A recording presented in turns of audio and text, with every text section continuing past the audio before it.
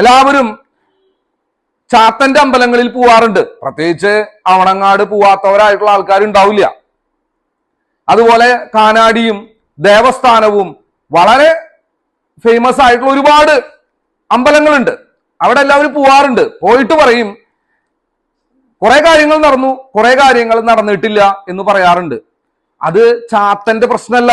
നമ്മൾ ജീവിതത്തിൽ 10 വർഷവും 15 വർഷവും 20 വർഷമൊക്കെ അനുഭവിക്കുന്ന കാര്യങ്ങൾ ലോകത്തുള്ള എല്ലാവരുടെയും പോയിട്ട് എല്ലാ സ്ഥലങ്ങളിലും പോയിട്ട് നടക്കാണ്ടാവുമ്പോഴാണ് അവസാനം ചാത്തന്റെ അടുത്തേക്ക് വരുന്നത്. എന്നിട്ട് ഒരാഴ്ച കൊണ്ട് ചാത്തനോട് അത് ശരിയാക്കി തരാനായിട്ട് പറയുന്ന ഒരു ആറ്റിറ്റ്യൂഡാണ് നമുക്കുള്ളത്. ഇത്രയും വർഷക്കാലം വേറൊരു സിസ്റ്റത്തിലൂടെ അല്ലെങ്കിൽ വേറൊരു ദൈവത്തിലൂടെ നിങ്ങൾക്ക് പോവാനുള്ള ക്ഷമയും നിങ്ങൾക്ക് പോവാനുള്ള പ്രവർത്തിക്കാനുള്ള ഒരു സമയം നിങ്ങൾ കണ്ടെത്തി, അതിനുവേണ്ടി എത്ര പൈസ ചെലവാക്കാനും നിങ്ങൾ തയ്യാറായി.